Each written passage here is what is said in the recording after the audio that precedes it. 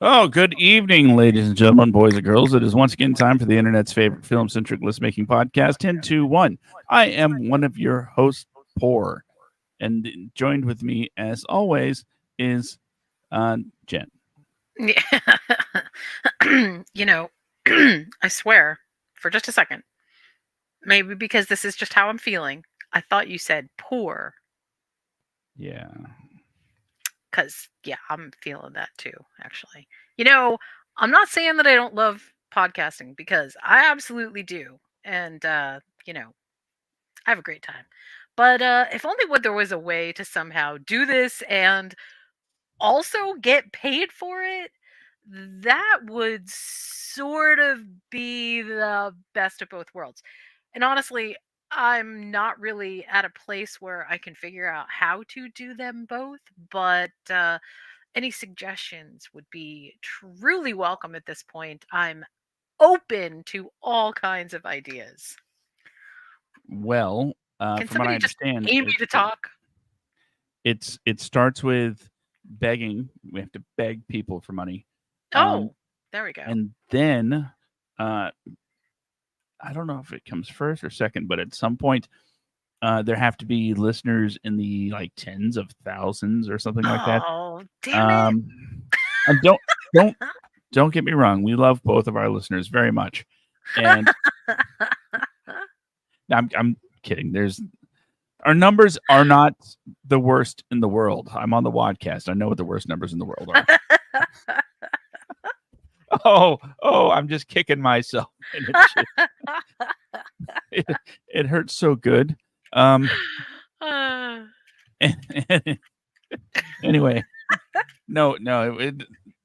Tell your friends, listen to the show. And um, I guess no, I don't feel right about saying it's because of you that these shows are coming at you. Like the shows are going to, be the shows. d- That's it's okay, wait. the shows are going to happen.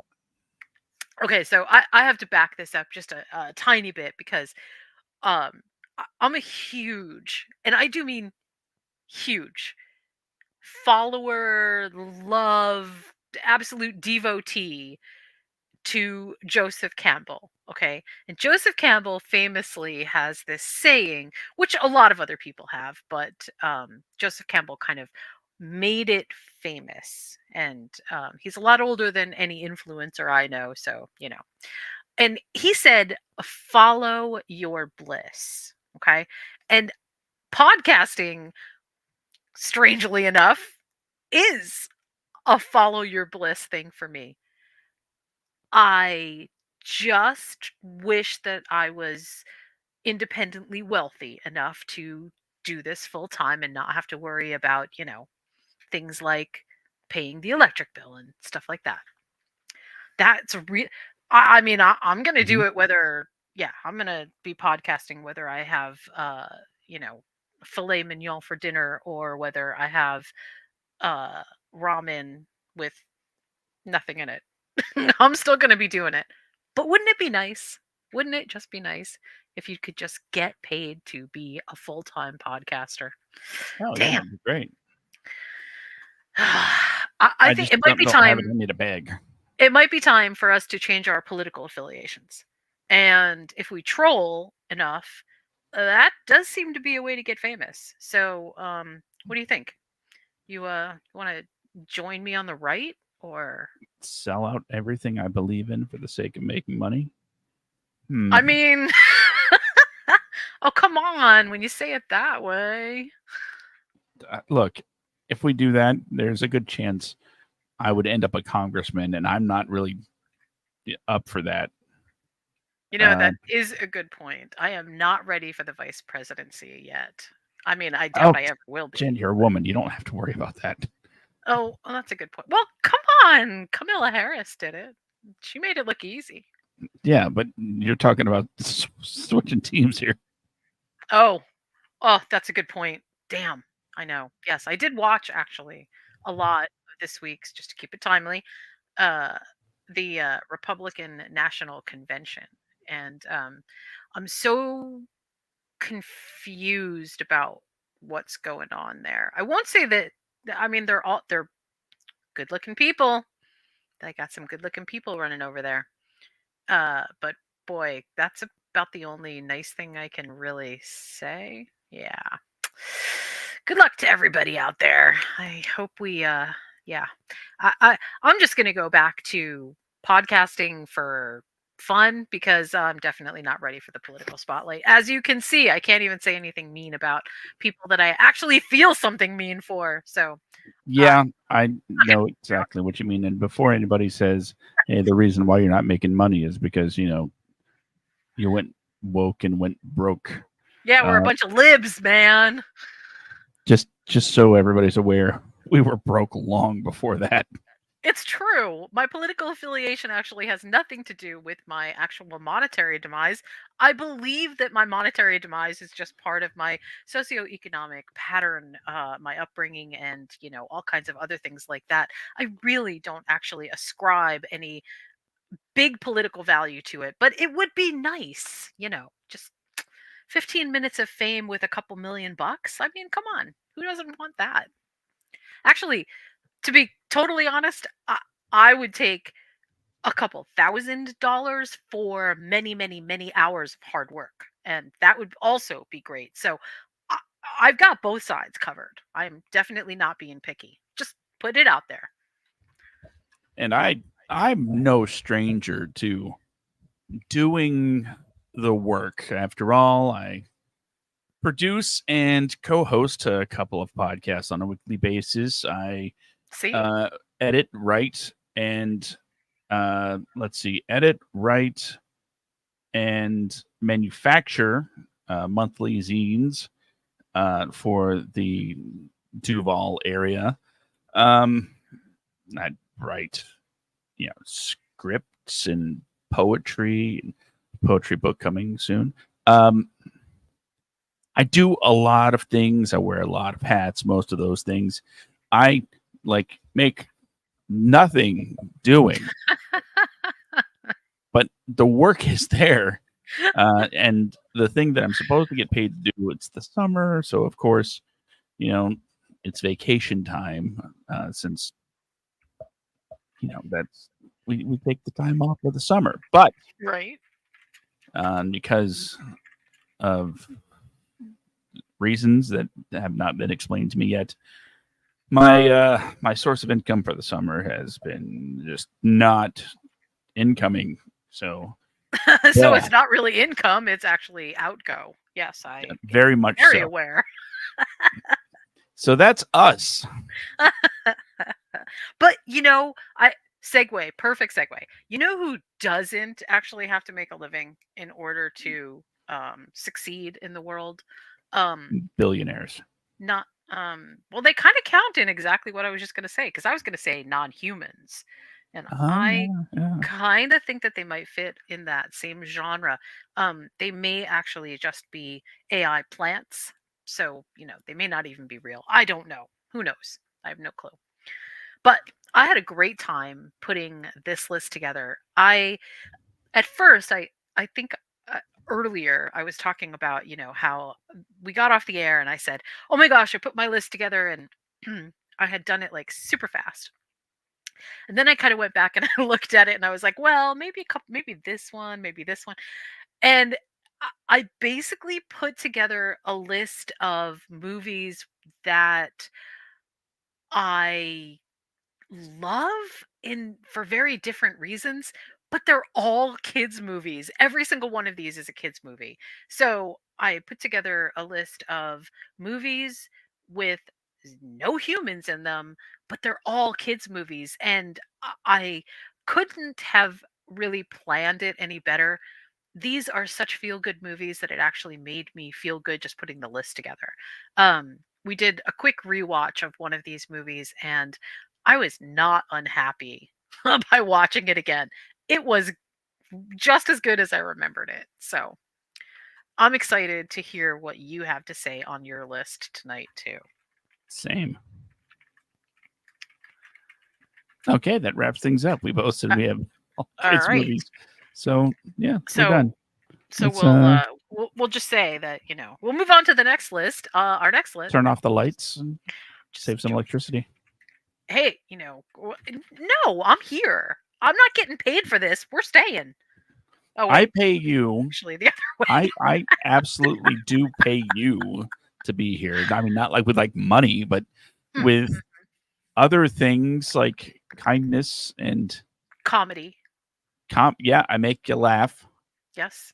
And Uh, also the latest tea from whatever corner of the world, you happen to be in that I'm not in. So that's always good. I'm really excited to always be hearing about the nightlife scene in Jacksonville, even though I'm a billion miles away in the middle of the South Pacific on the island of Maui. But, it's great because on the island of Maui, nobody has a nightlife. When it's nighttime, you turn off the lights and go to bed. So yeah, I'm living vicariously through you, Josh. okay, well, if that's the case, don't forget tomorrow night's the Songwriter Spotlight, and Yeah. Elise Berlin is going to be the featured artist. Go to your Spotify's and your Amazon Music's, and that's ELYSEBERLIN. Listen to Elise Berlin; she's going to be awesome. I'm going to be watching her perform live tomorrow night. So yeah, I will absolutely mark my calendar for that. and To be living that's what vicariously through you. Yeah. for a 6 hour difference. So she'll probably hit the microphone at about 10:30. So it'll be like what 4:30 in the afternoon your time. If you Yeah. want to kind of be there in spirit, start playing her music around 4:30 Hawaii time, and it'll be just like you're there. Awesome. Absolutely awesome. I've got my Taylor Swift Spotify. No, I'm just joking. So yeah, I should probably tell people around here to listen to the show. Yeah, you should. All Uh, right. So last week, I think I went first last week. So this week, you are going to go first and all list right. your bottom five. Now, I'm going to make a caveat here. Um, because these are all kid movies, I absolutely, once we get to the top five, want to hear what your attachment to any of these movies are. Like, do you actually have an attachment? Is your attachment like through your kids? What is it? How do you feel about it? Feelings. Yeah, I'm a let's dude. discuss. Yeah, but you're a lib, so I know that you're Oh, woke right, and I right. know you have to have feelings cuz yeah. That's right. Yeah, I forget that sometimes. Yeah, I just, I'm here to gently remind you. It's all good. It's all good. Okay. Okay. Well, if we are ready to get this started, we can hit the music that Let's we never go. actually got around to playing or paying for it. And I'll just go into my bottom five. Let's do it. All right. My number 10 is Ice Age 2, The Meltdown. Oh, good one. My number 9 is Robots. Also a good one. My number 8, The Angry Birds movie. I didn't think of that one. My number 7, I realized that I had actually watched this when I checked my letterbox. That's at letterbox.com. Give us money. And it is the first Kung Fu Panda. Nice. That also made my list. And my number 6 is Horton Hears a Who. Ooh, I didn't think of that one. That also is another good one. Because they're not Who Mans, they're Who's. That is, yes, that's very valid. That's a good list actually for the bottom five. We do have some crossover. I assume that we're probably going to have a bit of crossover also in our top five. Um, but here's my bottom five. I came up with, and these are in no particular order. These are not, my top five is actually in a particular order of how much I liked them. But my bottom five is just sort of, I threw them together as I don't really have I mean, I love them, but yeah, not that emotionally attached to them. So, my number 10 is The Lion King. My number 9 is Chicken Little, a silly movie. My number, let's see, my number 8 is Milo and Otis. And before I get any hate for Milo and Otis, I know that it was horribly inhumane, but there aren't any people. All the bad guys were actually behind the scenes. My number 6 is Robot, same as you. Let's just talk about the brilliance of well, that was a brilliant movie. I loved robots. And although I do wish this actually had hit my top 5, I also had Kung Fu Panda as my uh number this is my number 5. I wish that this had made in my actual top 5 because Kung Fu Panda is super special. Like Kung Fu Panda is sort of the movie that is I think one of the best kid movies that there is for especially for struggling kids, for kids that are uh not exactly neurotypical cuz man, Poe really goes through it. So, yeah. Sad that I can't talk about it more, but I loved Kung Fu Panda. Well, I had your chance, but it ended up in the bottom 5. So, It what can you did. do? I know, right? I actually feel kind of sad about that, but whatever. Well, it's time to get into our top fives. Top fives. Let's Wow. do it. Only 15, 16, almost 17 minutes into the show, and we're already at our top fives. It's great. This new Yeah, format's great. we're doing good. All right. My number. We're not getting paid by the hour, so it's all good. Not getting paid by the anything. So, except you with, of course, comedy and kindness. Right, right. Yes, I forgot. I am drinking that in as if it is sort of like currency. I definitely feel refreshed and recharged. So onward. Excellent. Just don't try to cash that till tomorrow. So, my number 5 is 2016 film directed by Garth Jennings.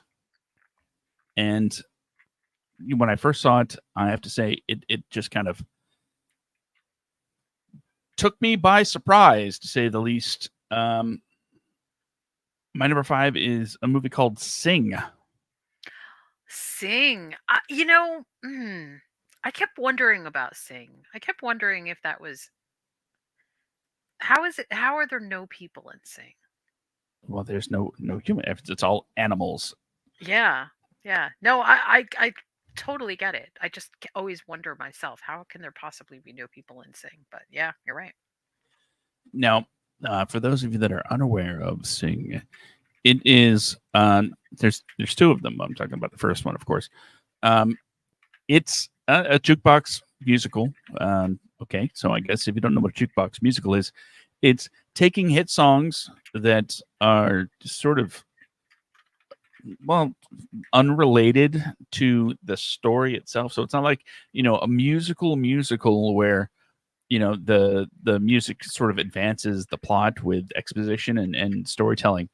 But it takes hit songs and has the characters sing them in sort of a, in context kind of way. In this one, there's a singing competition, and there's all sorts of singing going on.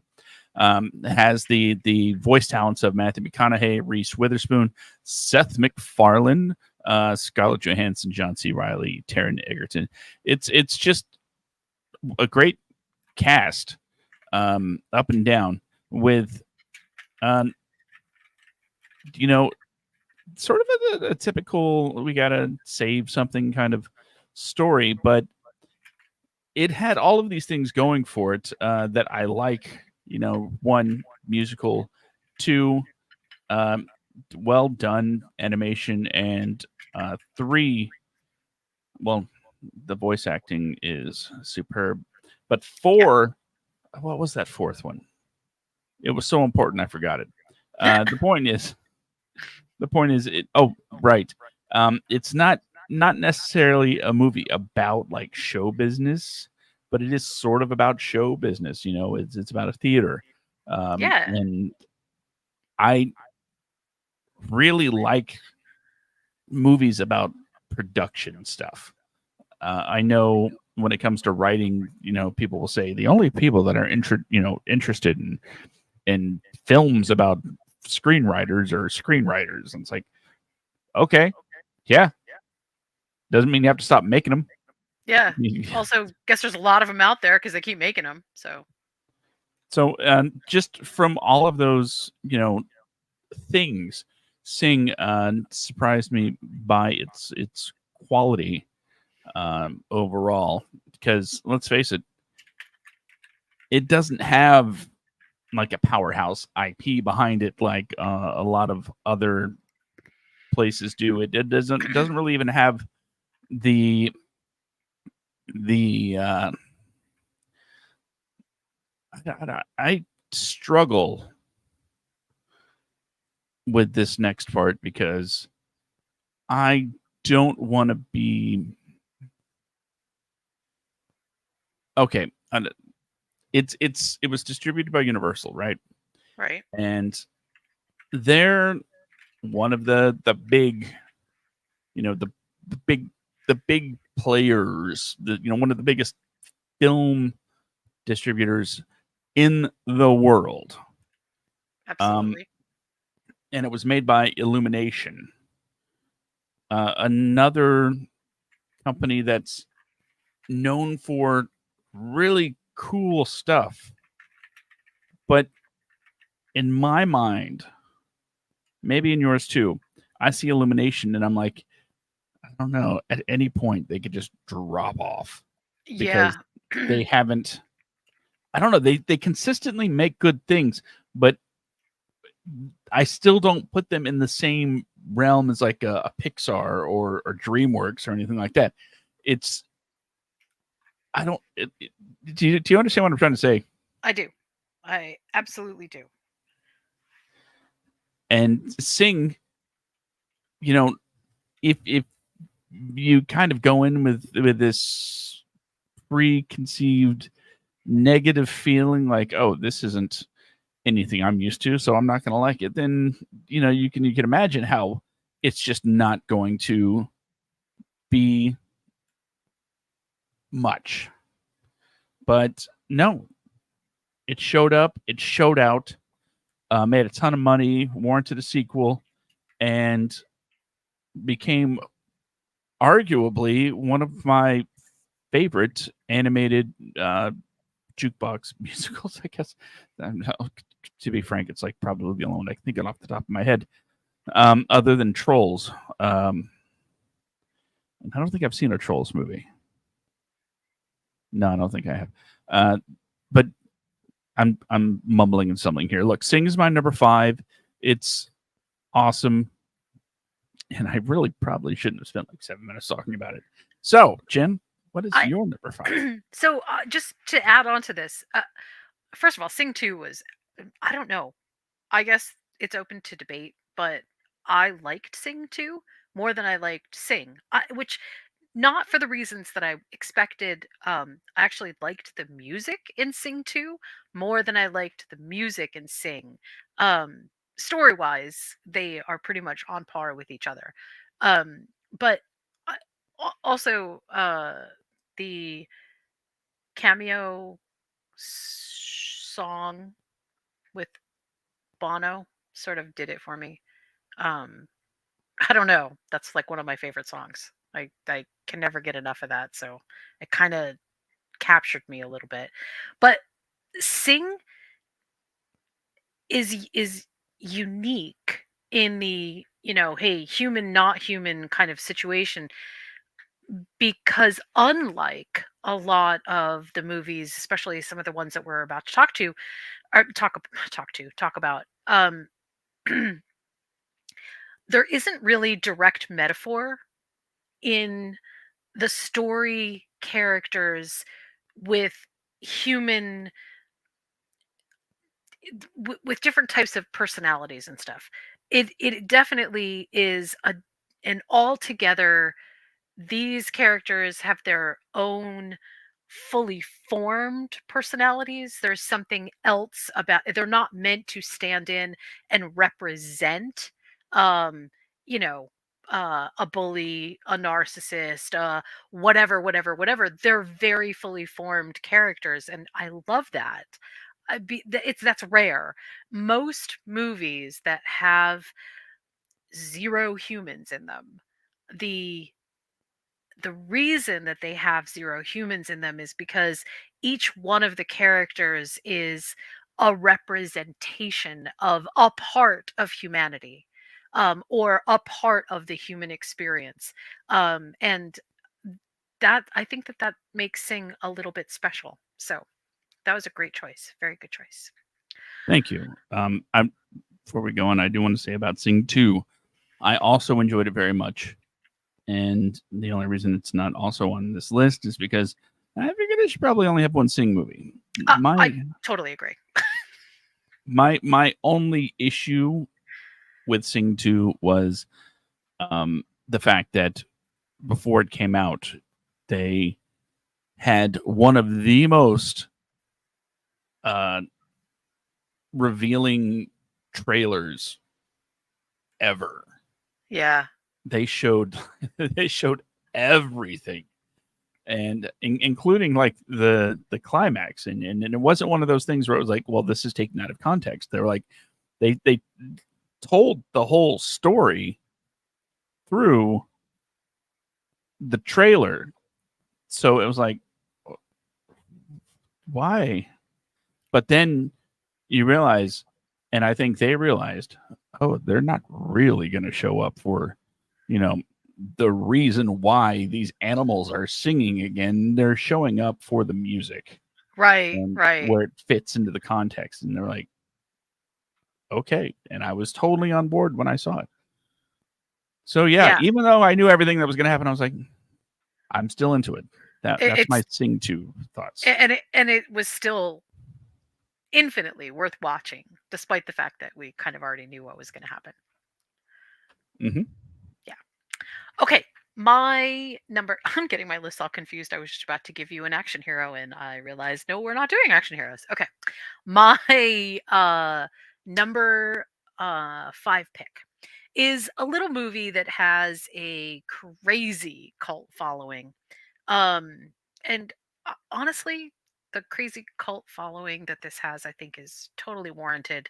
There is a brilliance behind or with Frank Oz that is kind of unparalleled.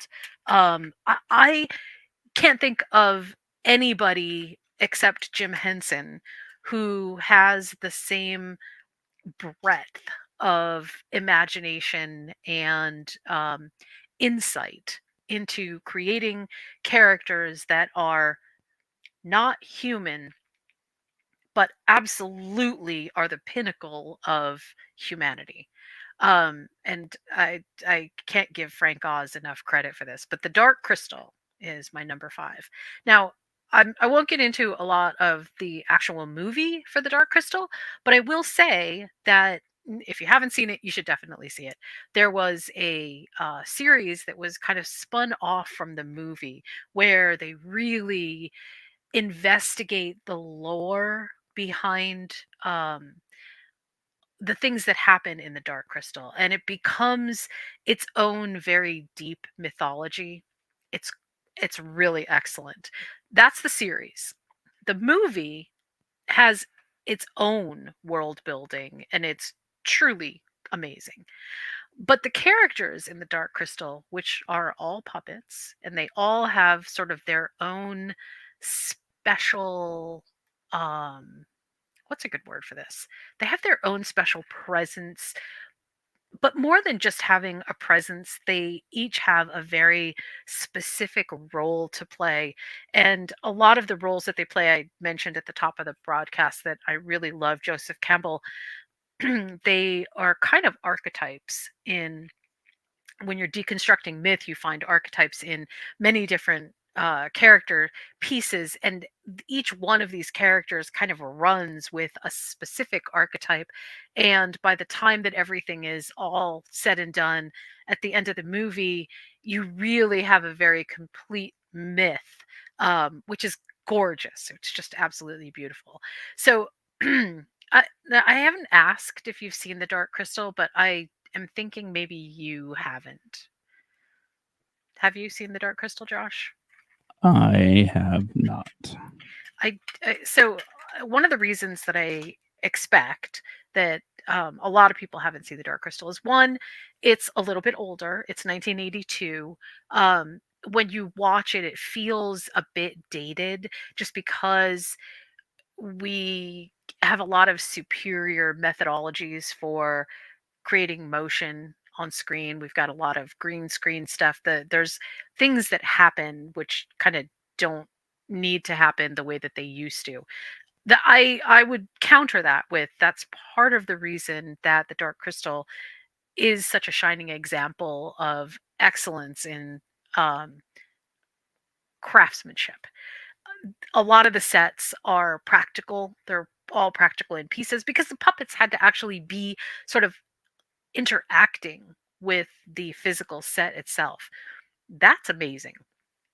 Um, and now we, put actors in full bodysuits and we give them the ability to become anything in the world that we want them to be while sort of maintaining um, a kind of spatial so that it doesn't look uncanny valley, right? We've got that sort of down. And I mean, video games do this, I think, maybe the best at the moment.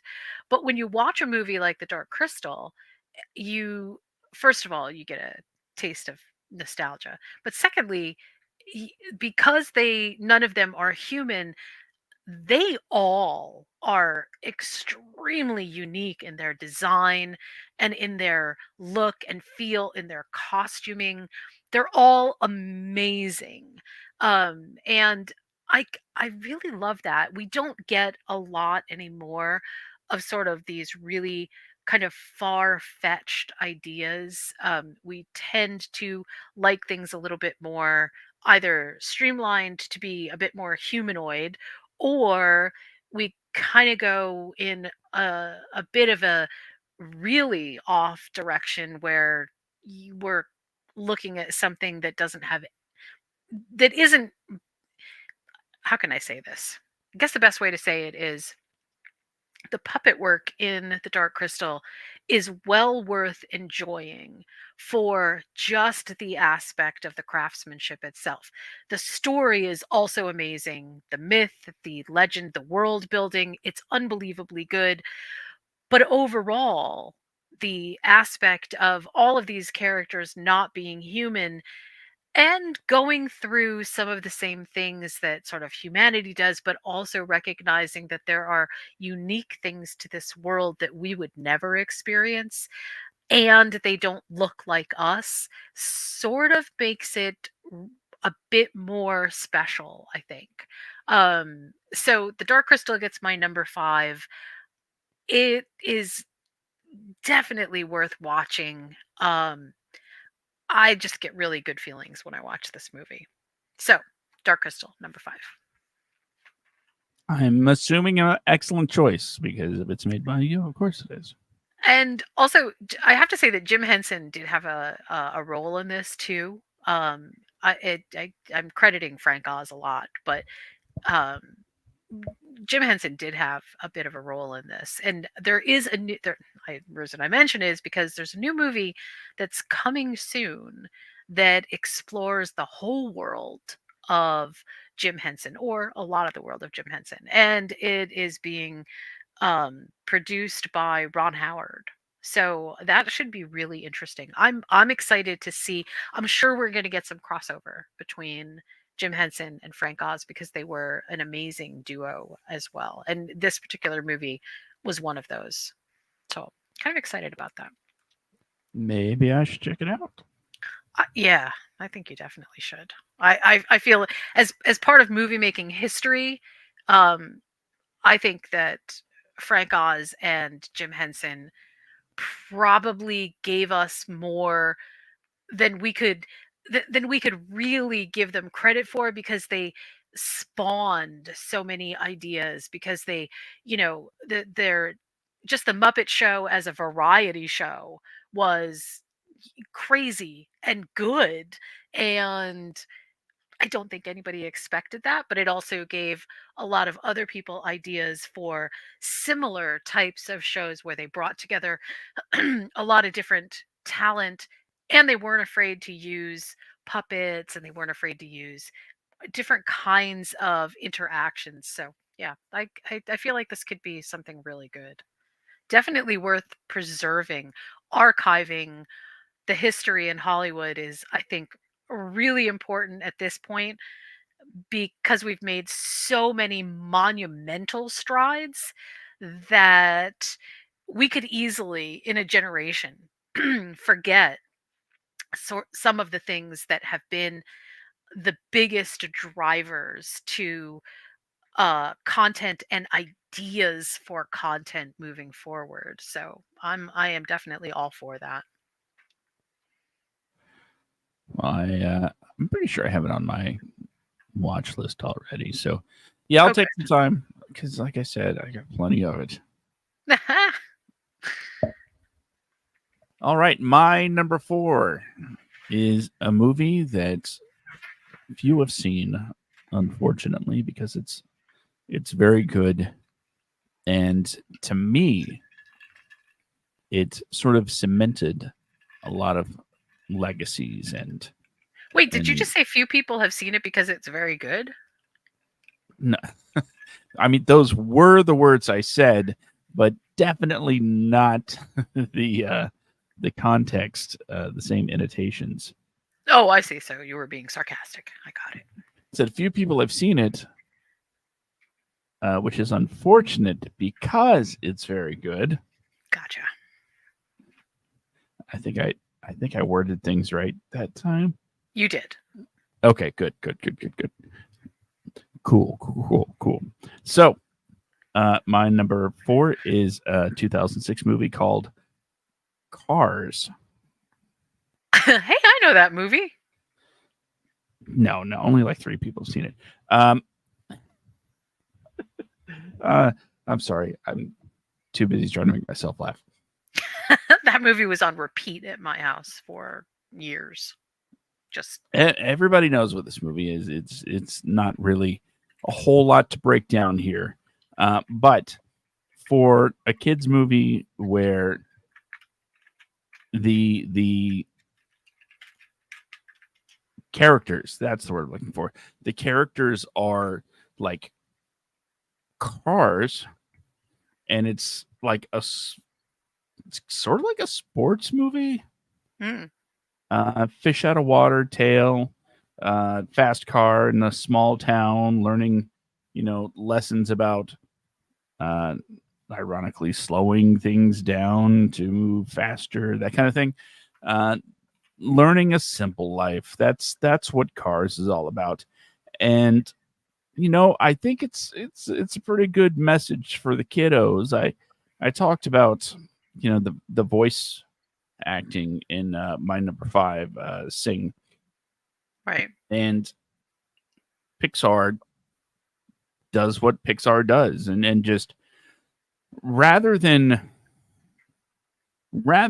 just fill out a roster of big names, they kind of find unique names, unique people to sort of voice their characters. In this one, we have Owen Wilson, Paul Newman, Tony Shalhoub, Cheech Marin, of course, Larry the Cable Guy. Come on, you look at a cast like this and you're like, what? Tom Hanks, Bob Costas, Tom Hanks and Tim Allen were the cameos, but just all sorts of really unique voices, for wanting of repeating myself. Uh, it's a good movie with a good message. I Am Speed, Lightning McQueen, best friends too, where he becomes best friends with a tow truck. Yeah.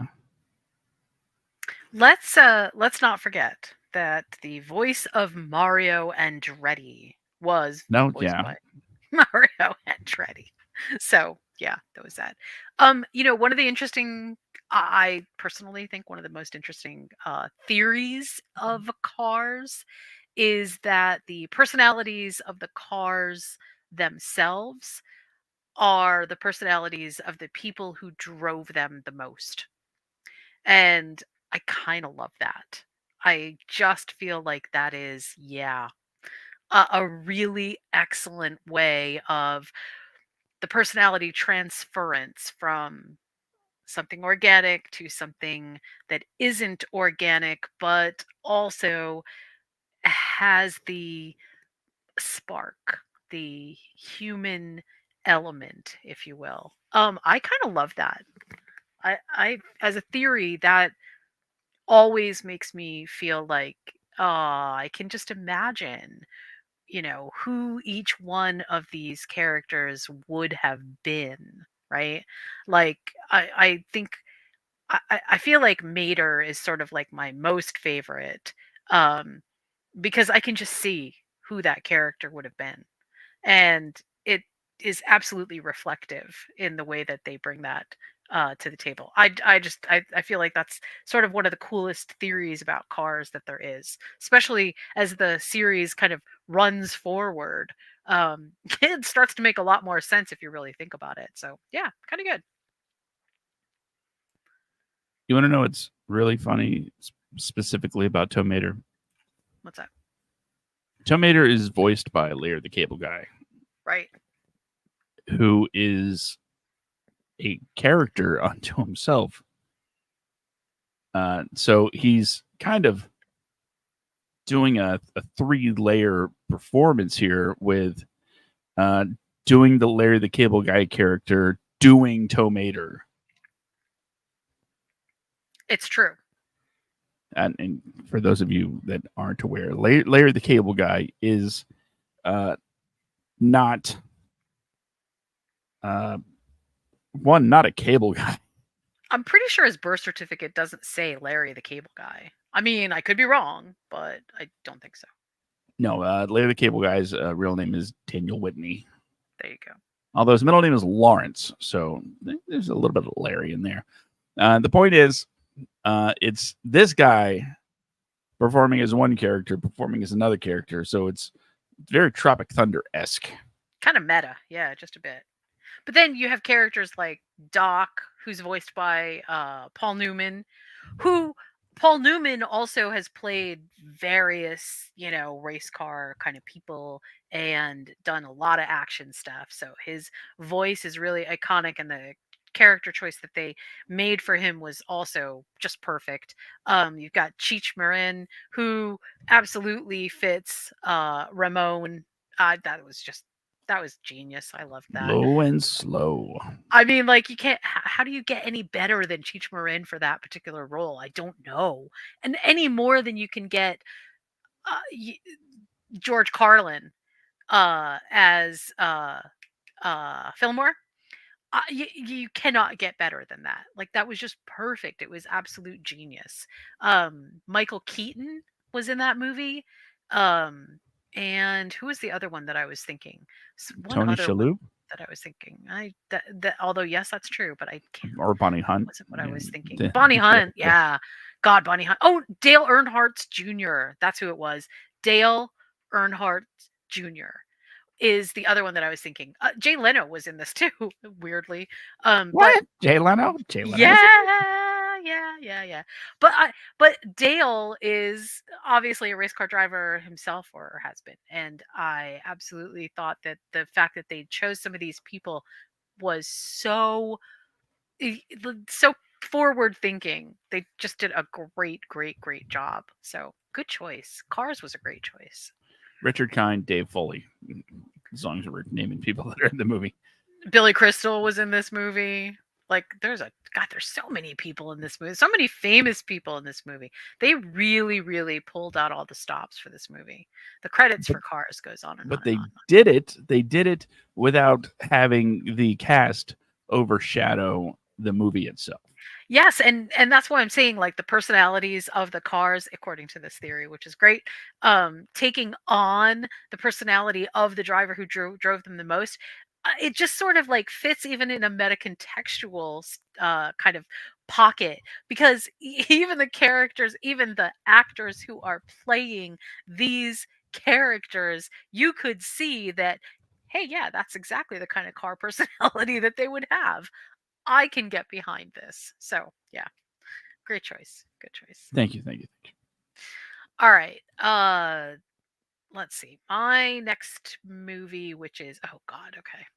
Okay, my next movie in the number 4 position is I struggle to even describe this movie without just bursting into tears and possibly, yeah, not being able to recover.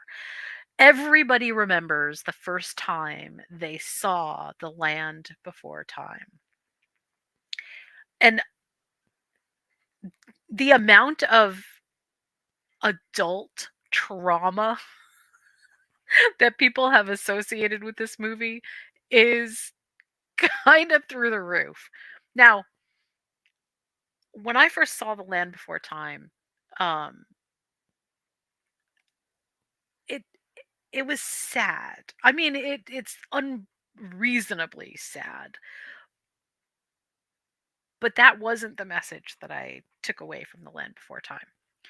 The message that I took away from The Land Before Time was one of optimism and hope and perseverance, and above all, that you should never discount the ability of especially children, that they can really rise to the occasion when they have to. There was something inspiring about that. Um, and it takes place in a world where it's just the dinosaurs, there are no people around. But each one of the dinosaurs is, as I was saying before, they aren't really archetypes or tropes. They're actual characters. Like, they actually have very fully formed personalities, which, you know, I would say hover over some strong personality types. Sarah is definitely bossy. Um, there's a lot of, Spike is very shy. There's a lot of that kind of stuff. But that to me isn't really like, the character is not about just being shy. Spike's character is about something more. Sarah's character isn't just about being bossy, it's about something a lot more. And together, they sort of make up an odd dinosaur, the Goonies. I mean, like, it's actually really good to see. And the subsequent movies that were the Land Before Time, they never really quite hit the magic that Land Before Time did. And I don't think it's because they reused the story or the mechanism for telling the story with the dinosaurs. It's something sort of changed. The innocence of it kind of, I don't know, fell to the wayside, and it started feeling a lot more contrived. But the original felt absolutely wonderful. So aside from not having humans in the story, this story relies heavily on kids being in control of their own destiny, having to figure things out. Really, it's not a coming of age as much as it, although I guess you could argue that that is sort of part of it, but it's less coming of age and more overcoming obstacles. Like, you are a powerful person, you are you have something that is far more liberating than just the sum of who the people are around you. Banding together is great, and you can also independently be strong people. I love The Land Before Time for that. I just feel like it was one of the best messages that you could send a child, um that was sort of ever been done. There's loss, and that's a huge part of it. But grief gives way to, you have to continue on, and you have to make your life move in a direction that's going to get you where you need to go. You can't be stuck in grief, or other bad things will happen. You also can't be stuck in any of the things that we sometimes get stuck in. It really requires growth. And that's exactly what all these little dinosaur kids experience. And it's done in such a tasteful, beautiful way. So Land Before Time gets my number 4 choice. I I love this movie so much. I could, aside from the very beginning when, mom dies, spoiler alert, um, other than that, everything about this movie is sort of like just great. There's drama, there's suspense, there's action, there's, you know, budding friendships, there's this really awesome uh sort of y- coming to understand what relationships with each other really mean outside of the relationship that you once had with just your parents. So anyway, I could keep waxing poetic about it, but Land Before Time gets my number 4 choice. That is an amazing pick. And quite frankly, I'm amazed it didn't end up on my list. How did I drop the ball on that one? See, I felt that way about some of your movies too. Like, I just wasn't thinking in whatever that sphere was. And yeah, so I mean, there are a lot of good picks for this particular topic. With an underlying theme of animated children's movies. Yeah, right. Well, I feel like that's and I was going to say at the top, like, this is the way that we communicate with children. But it's also the way that we've communicated with each other when we sort of have to call out either the best or the worst of human behavior without really calling out each other. Um I hate Aesop for his ridiculous judgy behavior, but honestly, Aesop's fables have endured for millennia because of basically that very principle, where you can tell the story about the ant and the grasshopper, the ants and the grasshopper, and you can do it in such a way that you basically are saying, hey, look, don't be lazy, but at the same time you're not saying to a person, don't be lazy. You're repeating it in sort of this parable format where, it's just the grasshopper and the ants. That's a lot of how we tell stories to children, because it's not only less judgy, but it's also a lot easier for them to deconstruct. So I think that's why we get so many great movies without humans in them as kid stories. Well, you are probably onto something there. Maybe. I have my moments occasionally. Yeah, but who am I to be able to make that call? Yeah, well, when you pay me, then you can. Yeah. So I pay you in hugs and handshakes. okay, let me And rephrase. When you pay me in cold hard cash, then you can. Yeah. So there we go. oh, now it's cash you want, you capitalist. I told you I was turning the other. Yeah, never mind. Okay. Anyway, so moving on to your number 3. Moving on. Moving on to my number 3. It's another one of those movies, kind of like Sing, that really caught me by surprise when I first saw it.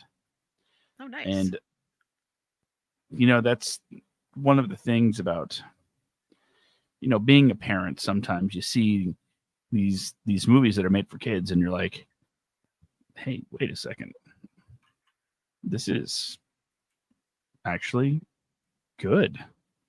But coming at this one's coming at you from Walt Disney Studios, so it really shouldn't be a surprise. Anyway, in 2016, Walt Disney Studios gave us my number 3. I had to double check my list to make sure it was number 3.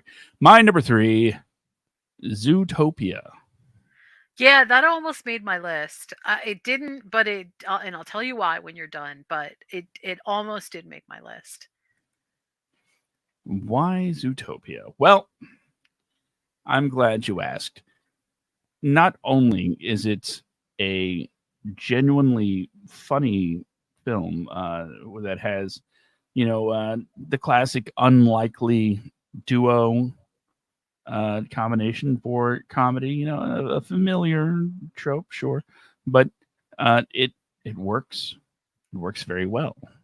But the the way the story plays out is they're trying to essentially solve a crime in much the way um, like buddy action comedies used to do back in the day, and quite frankly, something we haven't seen and done particularly well in a long while. What this one also does is carry not necessarily an undertone of different themes against you know uh, prejudice. I'm sorry, I popped right into the like. Oh, I did it again. Uh, Prejudice. There we go. Um, and inequality, as it were.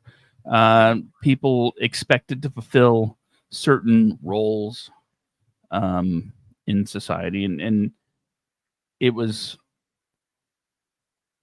really interesting how they tackled these issues, especially when the society in Zootopia is supposed to be a very, cut and dry predator prey type of environment.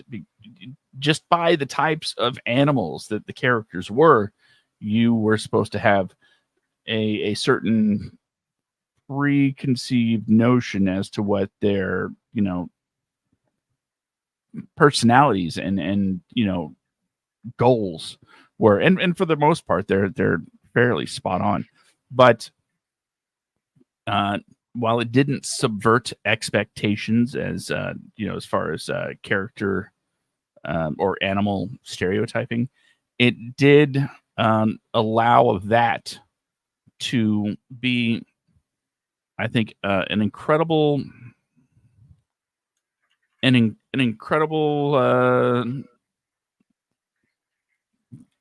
words coming out, Jen. They're hard. Words are hard. Words can be difficult. It is an incredible asset. There we go. To the building of the relationship between Judy, the new Zootopia Police Department, Rabbit. You're small, you're tiny, and you can't arrest predators. And her unlikely um, friend Nick, a fox, who is, you know, a con artist. It leads to a lot of comedy. Zootopia, uh, like I said, it tackles some serious themes, some serious issues, but it does it in a way where it's not a hammer to, you know, a young person's psyche like The Land Before Time is. Right. It plays into things, it plays into the story very smoothly, and personally, I think it's just a great animated feature. So, Zootopia works on this premise that is called situational attribution. And situational attribution is basically the belief that your behavior is based on a person's situation and not necessarily their overall attitude. And that is always a mixed bag, in especially in sociological circles where this kind of stuff really gets studied. Now, Zootopia as a kids movie is really heavy with the kind of stereotypes that are, oh boy, um they're the things that we know before we even know them.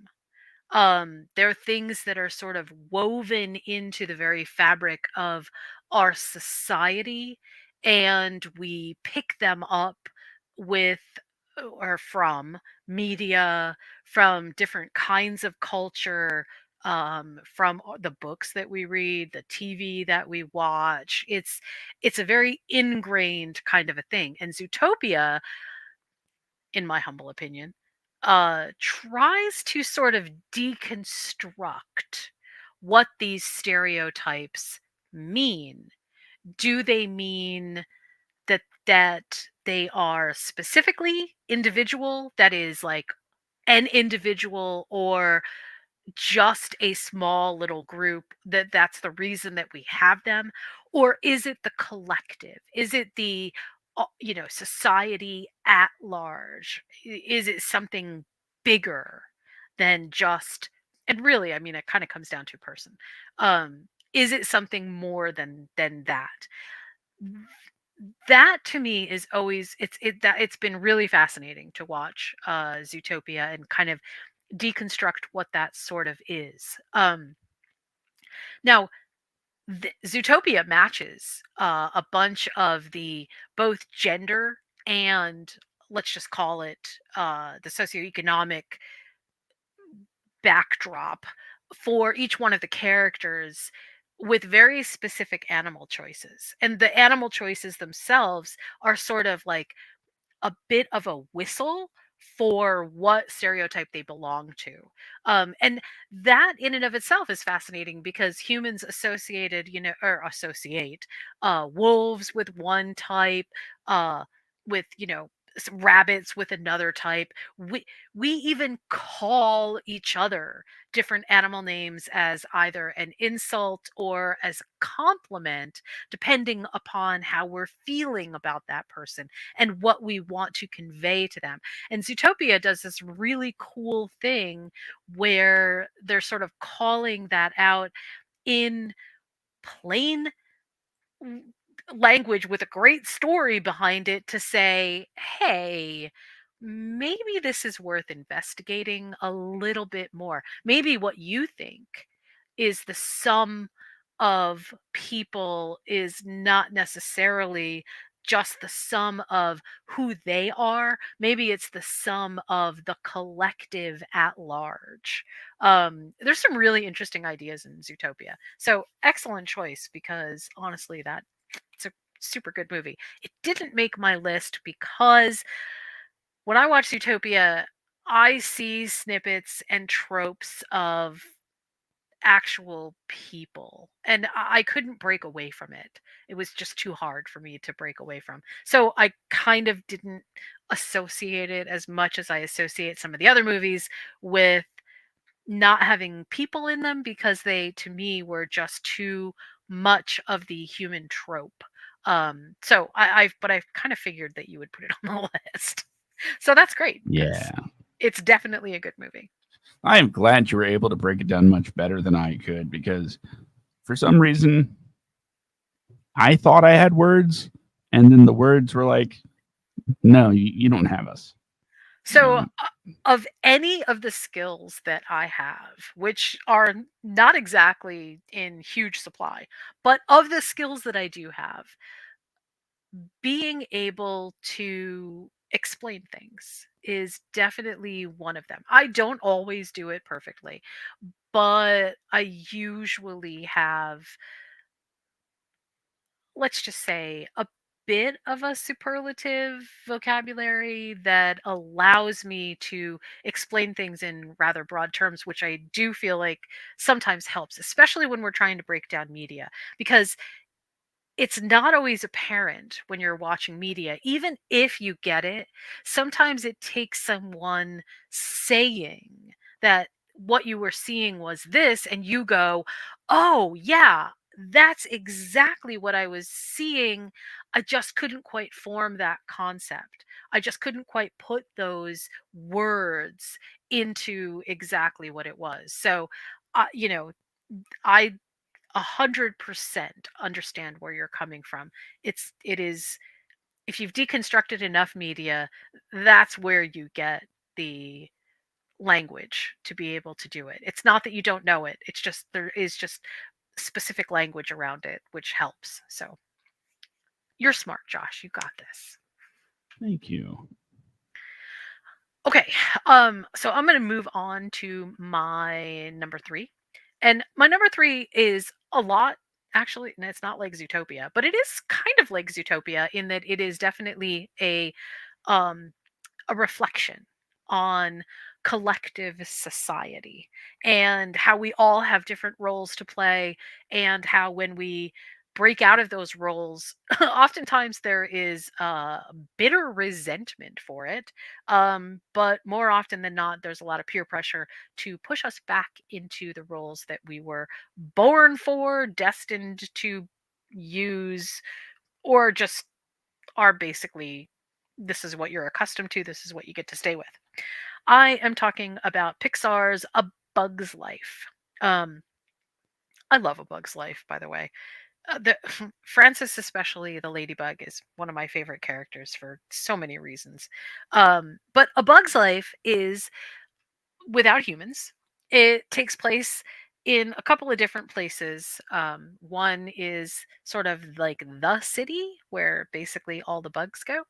And the other is this stark countryside where they're on kind of a little island of their own, and they are under duress from these grasshoppers that come and basically force them to harvest a bunch of food, give a tithe to the grasshoppers before they can collect their own food.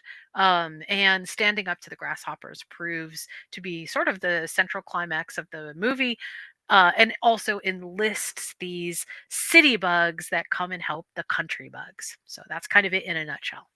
Um, I for the reason that I think I loved A Bug's Life so much. Now, Bug's Life came out a little bit later than I wasn't a kid. But my kids loved A Bug's Life and absolutely watched it again and again and again and again and again. Um, and each time I watched A Bug's Life, I feel like I kind of picked up something just a little bit different. At one point, I remember thinking that the circus was sort of the metaphor for life. Is sort of like, here's, this is the expected behavior that you have, and lots of crazy things happen in the expected behavior of your life. But when you break away from the expected behavior from your life, not only do new opportunities present themselves, but new ways of thinking presents itself. I also kind of love the extended metaphor of, urban life versus country life and what it has to offer, and how you end up with slightly different values. I do sort of like that a lot, but more than anything with A Bug's Life is I love the message of you can stand up to a bully. And the way that they stand up to the bully is in the end realizing that everybody together is stronger than a couple of bullies standing on their own. But it sometimes takes standing all together to realize that. And that always felt like such a strong message, like the collective use of standing up together and saying, hey, no, this is not fair and we're not going to do it anymore, is this fundamental value of, especially in the West, where our messages of protest ring fairly strongly, um, and we express a lot through that. But sometimes we don't always think that it makes the change that we want it to. And A Bug's Life does that perfectly because it sort of even goes out of its way to say that sometimes when you push a bully will push harder. And you have to come up with a way to stand together, not necessarily just being the strongest of the strong. So I love that message. I also love the fact that each individual bug sort of captures a slightly different understanding of life altogether. That always makes me feel good. And I also sort of A Bug's Life does this odd thing with the generational defect of always doing the thing that your parents or your grandparents did because that's just what was expected of you. Breaking free from that and deciding that there's going to be something different is bold, difficult, and sometimes rewarding. So, A Bug's Life gets my number 3 choice. I'm a little hesitant to say that I've never seen it. Wow. Well, that's definitely a Pixar movie that is and oddly, I feel like A Bug's Life actually kind of stood up to the test of time. Like the animation in A Bug's Life is still quite good. Yeah. So I definitely would say that you'd like it. I think you'd really like A Bug's Life, actually. I'm pretty sure I've seen Ants. So Ants is a different story. And in some ways, Ants reinforces the collective behavior, but A Bug's Life does it with a lot more flair, a lot more personality, a lot more or a lot less cynicism. I think Ants was a far more cynical understanding of the established norm in life, and A Bug's Life definitely takes on the colorful aspect of, you know, painting your own way as you go. And that to me made it a little bit more palatable than Ants, which definitely felt, and Ants also had much more of a militaristic feel to it. Bug's Life is more like, yeah, we're a bunch of broken people that are sort of found family, and we're going to go help these other people that are, it looks like they've got everything together, but clearly they don't. I don't know. There's just a different kind of message in it. So, yeah, they're definitely, even though they sort of have a similar through line, they're definitely told very differently. Okay, well, I guess I got more homework. It's very pleasant homework, and Bug's Life is kind of a short movie. So, yeah. All right, so we're going to move on to my number 2, since I unfortunately don't have any more words to add to A Bug's Life. All right. But I think there's only one way to introduce my number 2 film. All right. Is it with a song? Yes.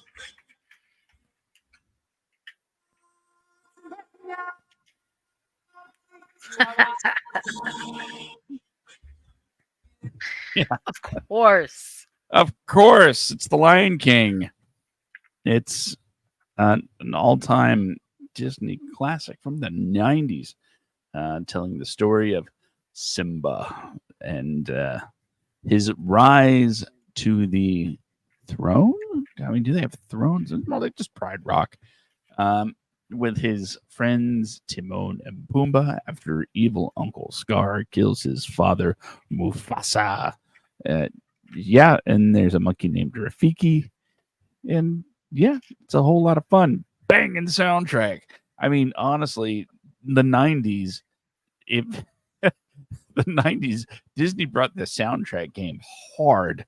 Yeah. And The Lion King was one of those movies that did it so well. I remember going down to a local theater, and back when I was within walking distance of a theater, and I went with my cousin, and we both watched the movie, and we both had a great time. It was just awesomeness on top of awesomeness, and probably one of the best Shakespearean stories ever put to film.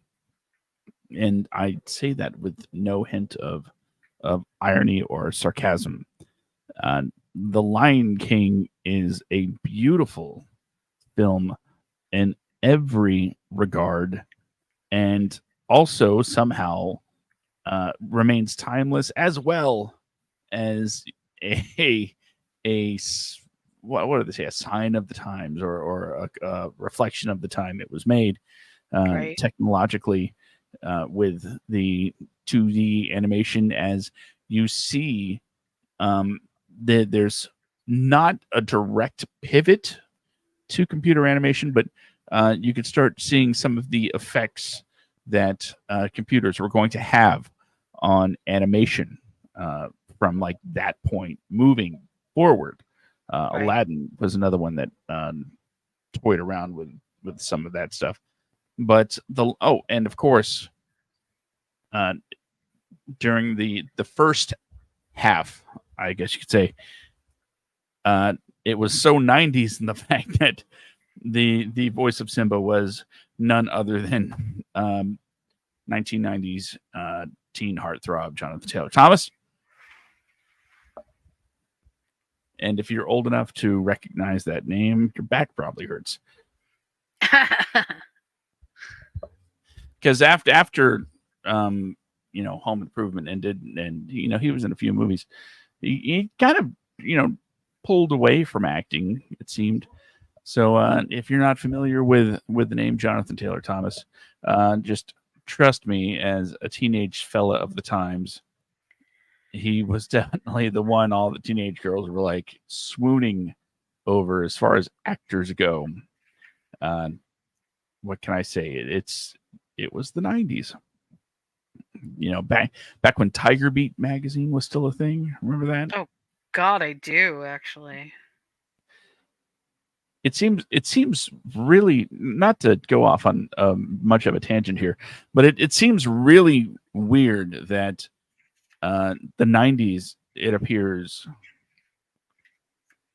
well, I don't know, maybe I just stopped paying attention to that particular section of the bookstore, but it just seems like the 90s were very stalker-esque with the magazines. They like whole books dedicated to like a single person, Mm, and like tabloid style of photography, and the unauthorized, this of that person, and especially for like child stars. That's, looking back, feels a little more creepy than anything that. but but I would counter that with, in the days before the internet, it was truly the only method of publicity that these people had. So a lot of times there was a lot of, Yeah, it was very willingly participated in because it grew your career. And it was different than it is today, where you have, instant recognition and multiple avenues for publicity, because we have so many different media streams. We just didn't have as many back in the 90s. print media was still a major player, but I will hold steadfast in saying, um, having pull out centerfolds of teenagers, probably still not great. Yeah. Yeah. But that's just maybe the parent in me talking. And besides, for those of you that read school paper, the zine that is distributed by City Bus Print, published by City Bus Print, and made by some guy I know. It's me. Um, no, it's definitely a team effort. Every issue comes with a pull-out centerfold of a local Jacksonville musician. This month, our centerfold is Charlie Shuck. So make sure you come down and get your copy of school paper today. That's right, I'm plugging stuff. So, The Lion King. I said I wasn't going to take too much of a tangent, and yet here we go. The Lion King. Yeah, everything's great.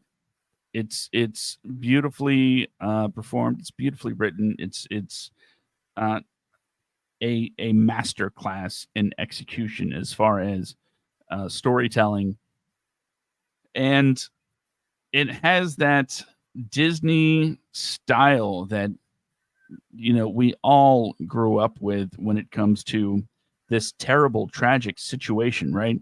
Mufasa has died, the king has fallen, the son is in exile, the evil uncle has risen up, but yet there's still time to make jokes. And that's honestly, when it comes to my own outlook on life, it seems like no matter how dark it can get, no matter how dire the situation is, I'm going to be one of those people that still cracks wise and uh, tries to ease some of the tension when it gets too heavy. Sometimes it's appreciated, other times it's not, and that's why I'm never allowed at a funeral again. But Mhm, mhm. The Lion King is uh, about as close to perfect of a story as you can get. It has everything. It has, like I said, comedy, drama, action, romance, and Elton John delivering some of the songs of the year. Um, and it's just great all the way around. It's an A movie. Like literally, I gave it an A, not an A plus, but A, 4.5 stars. Uh, Nice. the Lion King is my number two. Okay. Good choice, and also that did actually make my list. So, um, all right, my number two movie is okay. This is complicated. So, I grew up, and I mean, I'm about to express just exactly how old I am here. I grew up watching on Sunday nights with all of the adults in the room. And when I say all the adults in the room, I mean like the adults actually came together for Sunday TV viewing. Like it was an event. And we would watch. I wasn't born when the original of this series was playing, but I was alive during part of its 18 seasons. 18 seasons. That's a long time. That's like a kid is born and then becomes an adult in that time. Uh, and the show is called Mutual of Omaha's Wild Kingdom. It was narrated by this person named Marlon Perkins, who in lots of other media is kind of not mocked, but like satire because his role was so iconic in bringing together people that would never go on a safari, people that would never see reaches of the world where wild animals lived, and really explained things that were at, especially sitting in your house in upstate New York, unexplainable. One of the now I haven't seen this. I subsequently saw it, but I hadn't seen it at the time. One of the episodes was called Myths and Superstitions, and they talked specifically about animals that were involved with superstition and myth, like uh, Puxatawny Phil and Groundhog Day, and they had cobra charmers. And then they also had the idea of the Yeti and what that might be. But it was all done like so well. Like, obviously, hey, we're celebrating animals here. And we're going to talk about habitat, and we're going to talk about how we as humans can both appreciate and sort of understand what these animals are doing and how we have a role in that. Okay, so that's the backdrop. Now, the very first Disney larger than life um, documentary that I saw, that I thought was like, wow, I mean, they obviously just spent so much money on this, and I totally get it. I feel like this is absolutely near and dear to my heart, was Disney's Earth, right? And that came out in 2006, I think. Okay, but then the one that made my list is in sort of the same series, but it was called Disney's Oceans. And a part of the reason that Disney's Oceans made my list and not any of the other Disney documentaries is Disney, because the cinematography in all of their documentaries is astounding. It is, it's breathtaking in a way that is hard to describe because I don't have the language to view this on an everyday basis. So when I see it, I can only use like the massive superlatives that I have. But it's just incredible and kind of unbelievable when you look at it. But Disney's Oceans, when it came out, is so incredibly close to my heart. I live on an island in the middle of the Pacific Ocean. I've said that many times before. I've lived here ever since I was a teenager. And I have grown into both, I have both a healthy respect for the ocean and a kind of reverence for the ocean. Um, I used to work at a hotel where I was at the beach, on the beach, in the water every single day. And that went on for 7 years. So you feel a connection to the ocean. And Disney's documentary with no people in it, just ocean critters and the ocean itself, created a whole story around this world that for most people really doesn't exist. And I mean, it doesn't exist because you can't see it. It's below the surface. It's not something you see. Um, Everything happens in a kind of invisible way from human beings. And I was captivated by it. I've been captivated by all the Disney documentaries, but I was captivated by this one in particular because it doesn't go into the overboard hyper protectionism, which it definitely could have, um, and shame humans, even though we definitely deserve to be shamed about taking care of the ocean, as much as it really focused on telling the story of some of the things that you just don't know exist. And even if you do know that they exist, you don't know the extent of the behavior. You don't know what's happening under the waves. Now, I mean, I live here. I snorkel a lot. I've been diving. I have a lot of experience being out on whale watches. I mean, it's part of the experience of living here.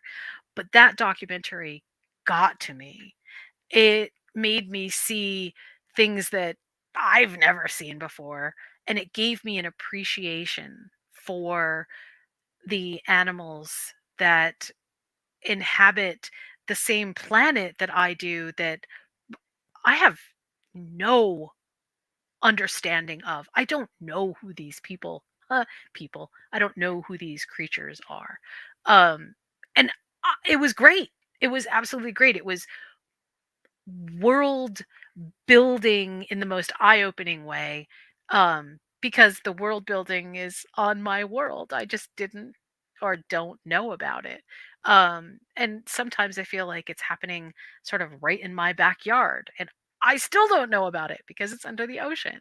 It was just I don't know, it was sort of one of those experiences that almost felt spiritual, um, because it was just that awe-inspiring, and it really reminded me that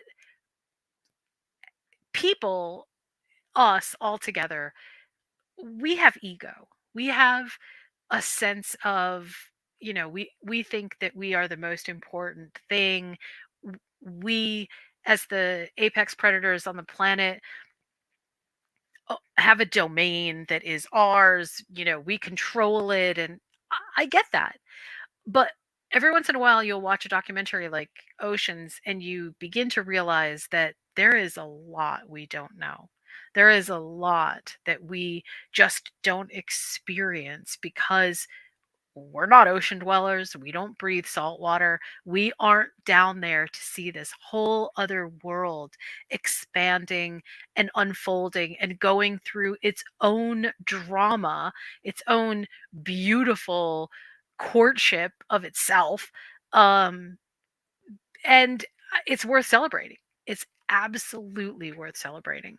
So Disney's Oceans gets my number two pick. It didn't need people, and yeah, sometimes I think we would do. Never mind, I won't get into that.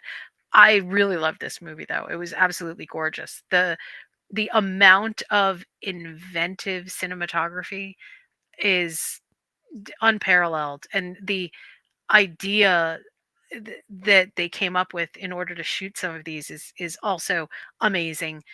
But the shots that they got of especially the whales, it was just astounding, absolutely astounding. So anyway, I can keep on. Again, I can just wax poetic about this forever and ever, but I really, really, of all the Disney documentaries, loved Oceans more than almost any other in the series. So Disney's Oceans gets my number two pick.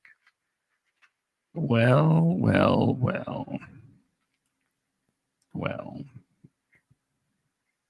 Have you well. seen? Did you see Oceans? Or I'm sure you've seen some of the Disney documentaries. I mean, I feel like everybody has seen at least I've one. never seen one. Really? Really?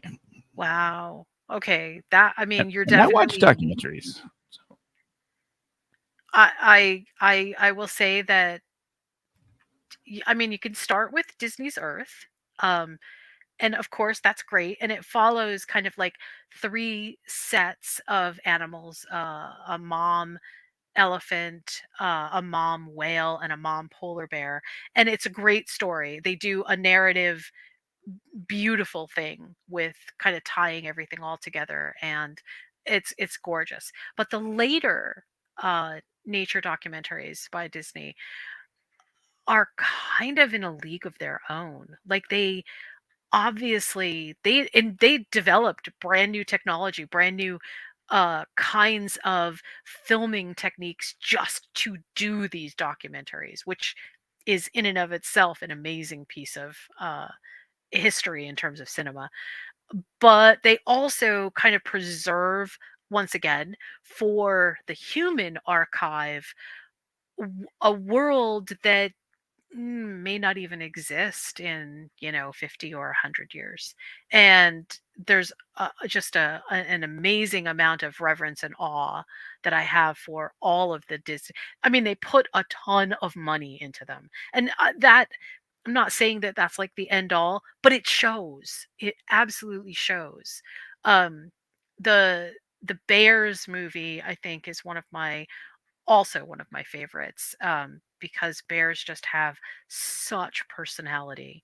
But again, it kind of all comes down, for me, it all comes down to, there is a sense of cinematic technique that is unfolding in front of you in all of these movies that is, it's hard to describe the scope, but it's enormous. And the impact that I think these movies definitely have had on the collective understanding of nature is pretty big. So, I guess I have even more homework Darn it. Aren't you sad you do these movies? I mean, these lists with me? You just get more movies to watch. No, actually, it makes me very happy because sometimes I have a problem figuring out what to watch next. I never have that problem. I just always turn on Legend and I'm good. So there you go. For instance, a couple days ago, I noticed, oh, the new Beverly Hills Cop movie's out. I better Oh, watch yeah. them all. We do that in this house too because we do theme nights. So, we pick food and make new food depending upon what we're doing. And yeah, sometimes that can lead to some pretty interesting whole, you know, oh gosh, it's 6 hours later and we're still watching the same franchise. Fun, Mm-hmm. fun, fun, fun. All right, we're S- at your number one. do I have to talk about it? Well, no, but you should definitely mention the title. No, I don't think I want to. Josh's number one movie is unknown, but there's no people in it. So I guess kind of that works because, if we don't know about it, then we can definitely say that there probably aren't any people in it.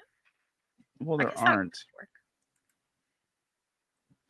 Did it make you Fine, did it make you because sad? it's just so. I've talked about this movie so much, and I don't know what else to add other than just to start singing from it. And I think I'm pushing my luck with Disney copyrights as it is. I already know what movie you were. I Of knew what course, you know what movie. movie it is. I knew which movie you were going to pick at the outset of this. Yes, yes, and you were correct. Because my number one is, of course, Clerks. Because people from New Jersey are not human. They may have something to say about that. I'm not totally sure, but let's ask Bruce Springsteen if he could shed some light on it. Fine, I'll just for the sake of avoiding controversy, I guess, I'll go ahead and say my backup, which was a Goofy movie. Oh, good choice. Good choice. I mean, it is the most beautiful story of father and son parenting, possums, and you know, Powerline. It's so great. It kicks off my summer every year.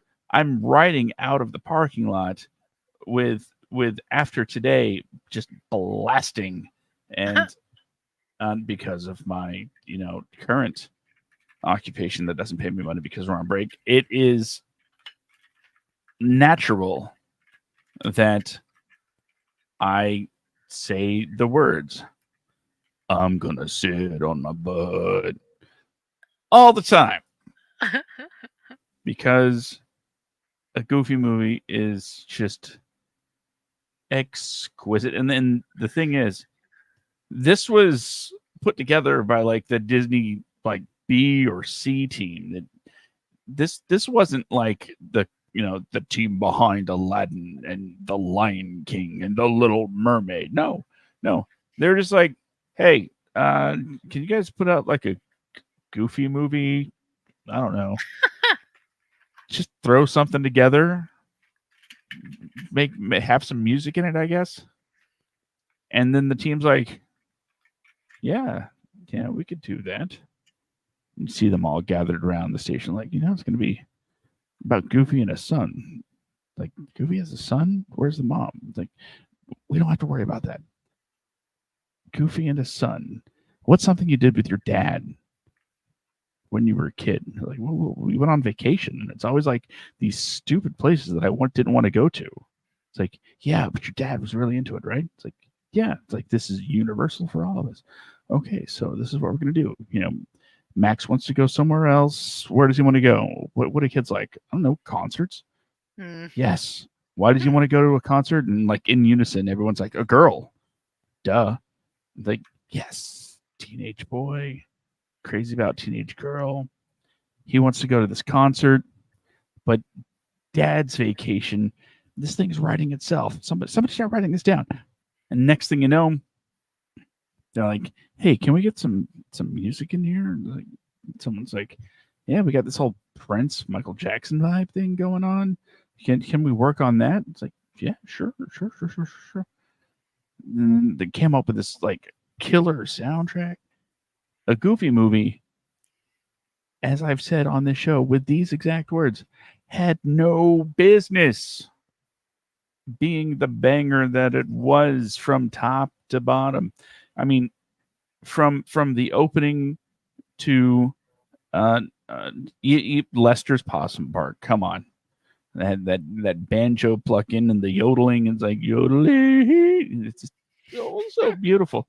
I love this movie and everything about it. And like any timeless, ageless classic, when it comes to like coming of age stories or things like that, it it has this ability that when you watch it as a kid, you're like, yeah, I totally get where Max is coming from. And then when you get older and you're the parent, you're like, oh, poor Goofy. I know exactly where he's coming from. And your whole perspective shifts just because you're older, a little bit wiser. And you're like, wow, that Max is a little punk. But no, I digress. Um, it's a wonderful movie about uh, you know, being a kid with a crush or being a single parent trying to sorry, this is the part that hits really hard. It's being the single parent that's wondering constantly, am I doing it right? And out of all the characters in the Disney pantheon, hey, new material for a Goofy movie. How about that? Anyway, all the characters in the Disney pantheon, you would never expect Goofy is going to be the one that embodies like being a struggling single parent, just trying to do right by their kid. I mean, after all, everything else is done uh, with full confidence in all of the other Goofy stuff. Goofy plays football, Goofy plays golf. Whatever the case may be. You see Goofy, he's going to have like supreme confidence, but he's just not going to do it well. That confidence is completely unwarranted. But when it comes to the thing that he's doing well, he is full of self doubt. And I have that same like thing in my mind all the time, being a single parent. Mm-hmm. So for those and just so many more reasons that you can just like pick any number of episodes of this show to go back and listen to. Uh, you'll see why a Goofy movie is my number one choice.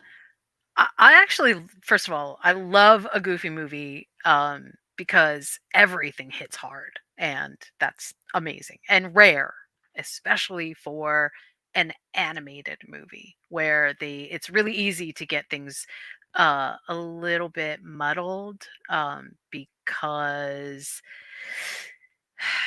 because it can get convoluted.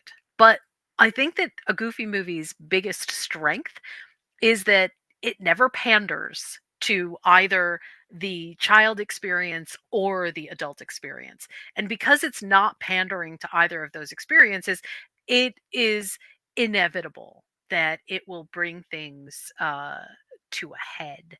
And that, I think, is maybe one of the best parts of the movie, because we're not just seeing things through Max and Goofy's eyes, we're also seeing things through his neighbor's eyes, where he's That's kind of neat. Yeah, he's got the best of the best of the best, and he's still struggling to connect with his kid. And his kid does not want to be a part of anything the same way that Max doesn't. So it, kind of cuts across a bunch of the no, it's not really that the experience is, oh, I have to eat leftover sandwiches in the car. It's something completely different. It is absolutely generational, and every kid goes through this with their parents. So, and I think I was just telling my adult child this the other day. When I see them as 7 years old. I mean, I can't help it. It's just part of like the experience of being a parent. When you see your children, you don't always see them being the liberated. Liberated is maybe the wrong word, but the you know free thinking and rational adults that they actually are. You see them as being your children because that's you raised them. You have all these experiences with them. And it takes a lot of, kind of profound insight to understand where they're coming from and why it's so important to let them have their own choices and all that good stuff. Everything that a Goofy movie really captures. So, I mean, excellent choice. And I knew you would pick that. That's why I didn't put it on my list. Otherwise, it absolutely would have been on my list. So, really good choice. It is. It is such a good choice. Not to toot my own horn, but it is great. I agree. My number one is, I also think, kind of an excellent choice, if I do say so myself. I chose Robin Hood. Disney's Robin Hood, in case you didn't know. The animated Disney's Robin Hood, where all of the characters are played by animals, and all of the animals are basically okay. So some of them are a little bit caricature-y of real historical, um, well, not even real historical, but historical features that we expect. Do we really know that there was an actual Robin Hood? Not exactly, but do we know that there was a uh, sheriff of Nottingham? Yes, we do. Do we know that there was a Prince John? Yes, we do. They're all replaced by animals and kind of given the caricature feeling of being the best of the best or the worst of the worst. I mean, everybody in Robin Hood kind of has their part to play, and either they are sunny and perfect and absolutely doing things for the side of justice and right, or they are evil and absolutely trying to be as bad as they can. And for a kids movie, that definitely works. It's kind of cool. It's also very fun. And much like a Goofy movie, Robin Hood also has some pretty amazing musical numbers that I absolutely love and adore. Um, the one thing that I love about Robin Hood as a movie is that basically we're taking a history type event, let's just say inspired by history, and weaving it with the fictional account of Robin Hood, and then giving it its own spin, and then layering on top of it that all of the characters are animals. It is really cool the way that they did Robin Hood, and I think it adds to sort of like this really grand understanding of what the story is about. It's really difficult to tell the Robin Hood story nuanced to children because it kind of doesn't work. Um, you have to save nuanced for young adult literature down the road. As a kid's story, this version of Robin Hood is just a great introduction to both the fiction and also a little bit about how things really were difficult under the rule of King John. And yeah, nobody will dispute that King John was not exactly the best leader that England had. He wasn't exactly a magnanimous king. But I, I, I won't get into, I won't get into anything that is medieval in study. I will just say that I love this movie. I've always loved this movie. I feel like it is one of the best representations that Disney has of pulling a little piece of fiction, creating something magical around it, and giving us amazing music and sort of like a glorious experience. So, yes, I'm going to pick Robin Hood as my number one choice. I mean, That along is those an amazing pick. all those along those same amazing lines, although I couldn't pick it because it had people in it.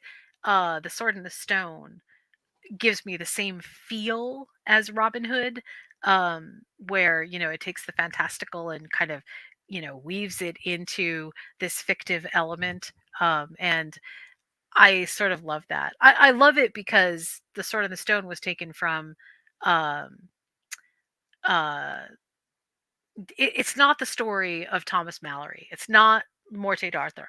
It is definitely the Once and Future King. And they have very different. The Arthurian cycle there is very different. But Robin Hood is a straightforward story, and no matter how nuanced you try to make Robin Hood, it's still basically the story of steal from the rich and give to the poor. Like it's hard to muddle that. Even you can, but when you are just straight retelling it, this is like one of the easiest stories to kind of really do justice to.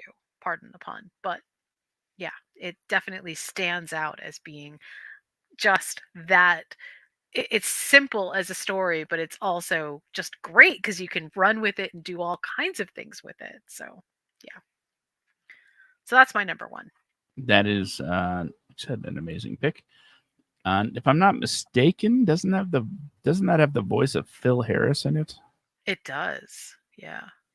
I I know it's in a weird name to call out Phil Harris, but I just watched the Friars roast of Jack Benny a couple days ago. Oh, wow. Uh, yeah, Jack Benny's my favorite.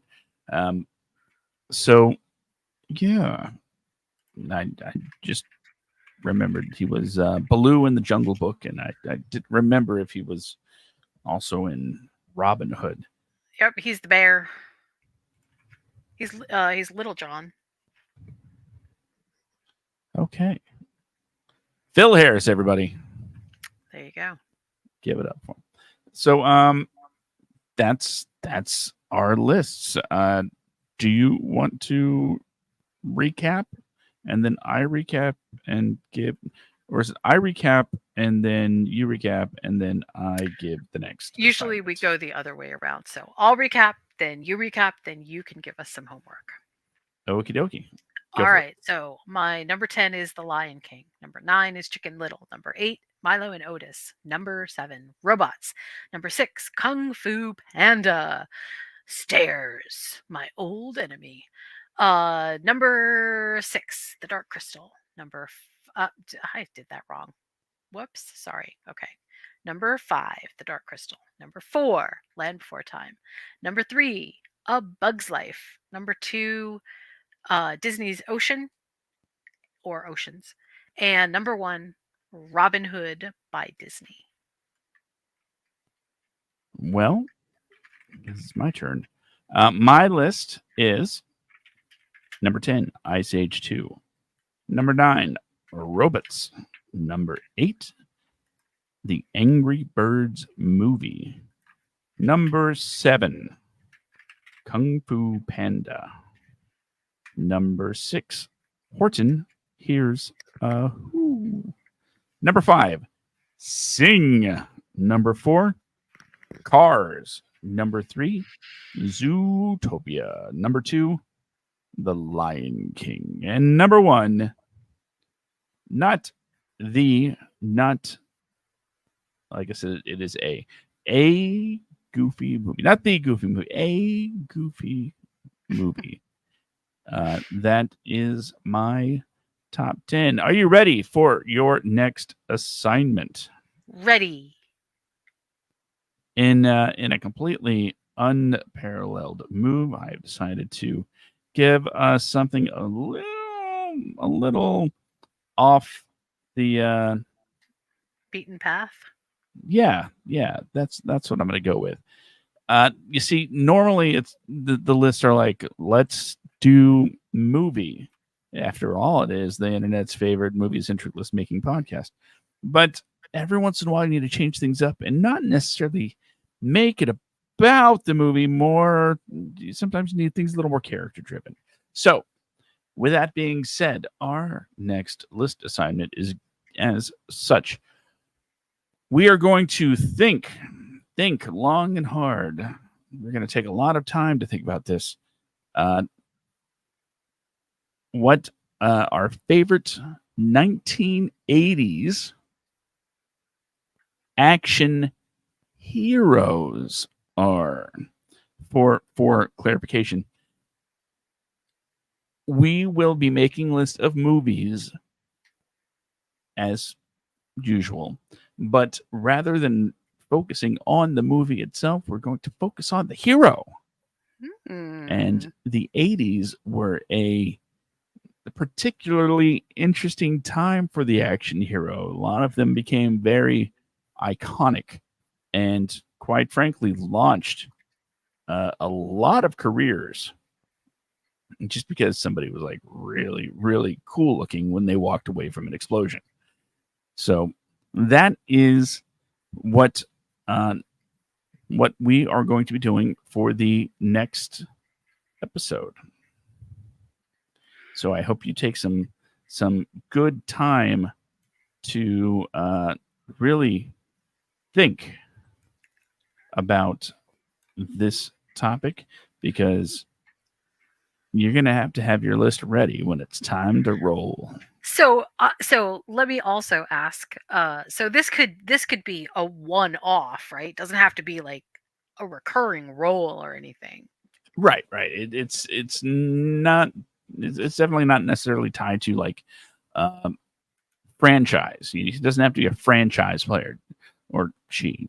Uh, the character doesn't have to be strictly associated with a franchise of movies, because in some instances, uh, believe it or not, people used to make an action movie and only made one of them.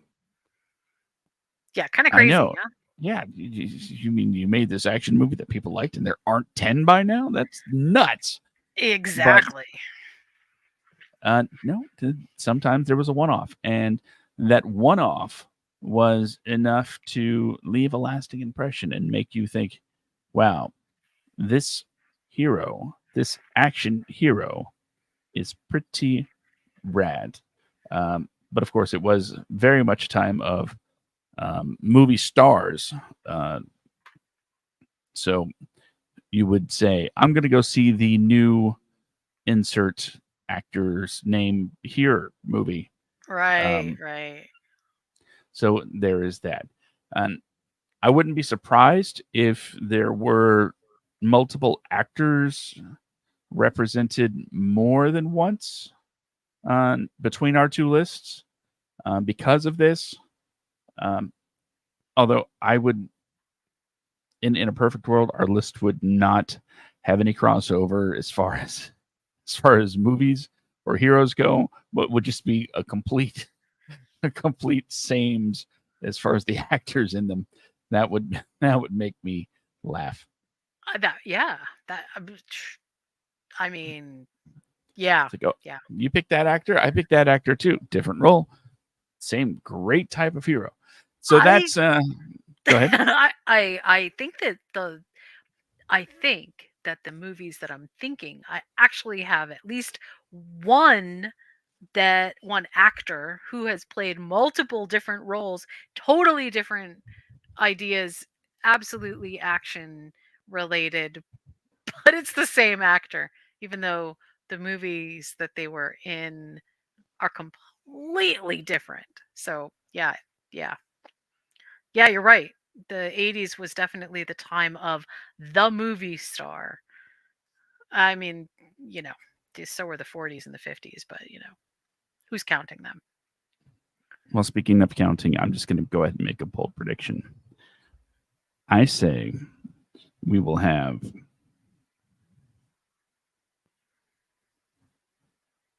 let's see. I'm thinking here. So as I buy time, I'm thinking we're going to have 7 crossover actors That's bold. and 4 crossover roles. Ooh. Looking at my list here, that's my bold prediction. But you sometimes bring some really interesting things to the table that I never would have thought of. So I am very interested in hearing what your list is going to be. But do you know what else I'm interested in? I am definitely the D&D element of wild magic. Yes.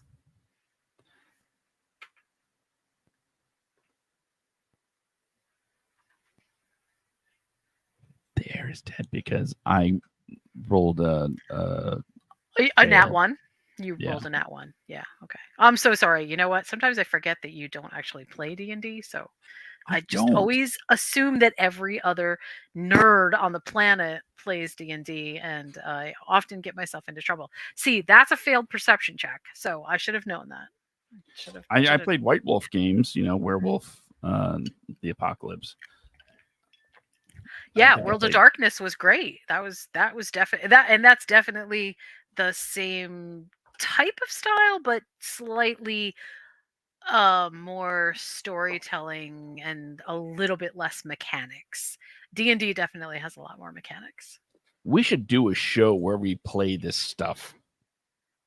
Dude, Just I got to don't figure out. know. Do actually what I do. It gets a little bit weird though, because like some nerd guys don't like to hang out with nerd girls. I mean, like, there's that whole weird dynamic. So Oh, I think I could put together a pretty interesting cast for this thing.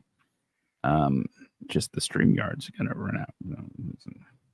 Anyway, it's like I come up with this awesome idea for a show that's not original and has been done a bunch of times before, but I do it at the time when we won't be able to physically do it. That's just bad timing on my part. Speaking of bad timing on my so part, we'll all be D&D characters, but we'll all actually choose a D&D character that mirrors a movie character, and then assign a character sheet around the movie character, give them the skills, and sort of make them what that movie character would be. I could see that this could go really far. This could be great. that's when I played the White Wolf tabletop RPG Mhm. games, uh, my character was based on pro wrestler Mick Foley. Oh, nice. So yeah, I'm accustomed to basically stealing from real life. World of Darkness definitely will let you do that. That's pretty awesome. So yeah, we should. And you know what? Um, maybe I don't see anybody playing the Marvel tabletop game, so maybe we should check that out. Get that Mm. get that get that Marvel money coming in as people are like, "What's this?" We'll totally allow any character and basically mirror all of our characters off of the boys. How's that? I want to see a boys tabletop RPG. Oh my god, you know what? I really don't. I don't know if I have the stomach for it. I just don't know. So, character playing Homelander, what do you do now? I don't know if I can play this character right. Oh gosh. Just think Okay, of the yeah. most messed up thing possible and do that. You really oh man. Okay, that's a topic for another time. We'll definitely have that discussion. Speaking of discussion, as I try for the third time, Sorry. where can we talk about, or at least read about, uh, food based on film and television? That seems like a Well, pretty nifty thing. hey, I like food and I also like TV. And so I put together this little blog called moviesandmeals.com, and I post recipes and tie them thematically to different movies. Lots of horror themed movies because I kind of love horror and that's sort of my thing. So head on over to moviesandmeals.com. But for those of you that don't like horror movies, hey, I have Under the Tuscan Sun, Chicken in Tuscany. So, there might be something for you there. You just never know. Go check it out. Moviesandmeals.com. And what about you, Josh? Oh, I me? there can't possibly be one place to house all of the things that you're up to right now. Well, you're right. There's Is not. the universe that big? No, it's really not. I don't have a place for everything because there is wadcomedia.com, but that's more of a place to find links. That's right. Go to wadcomedia.com for all of the wonderful links to everything that Wadco Media does, including the Facebook pages and things of that nature, because Wadco Media produces podcasts. And we got 10 to 1, the internet's favorite movie-centric list-making podcast, and also the Wadcast, which is the writers, actors, directors podcast, and every little job on a set in between. I don't mean little job, but every job. I mean, you celebrate them all. That's really the point. You can go to wadcomedia.com, find all of the links. There's also links to merchandise. If you feel like what we're doing is pretty okay, hey, maybe you want a t-shirt, maybe you want a koozie, go on over there. There's a Patreon too. But as we said at the top of the show, I don't like begging for money. And quite frankly, I probably don't remember what's on there.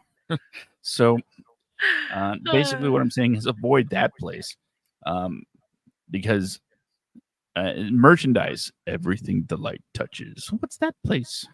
What's that dark place? That's the Patreon. We don't go there. That's basically what it comes down to. I want you to have something to hold in your hands if you're going to, spend real money. You should have real things to kind of show for it.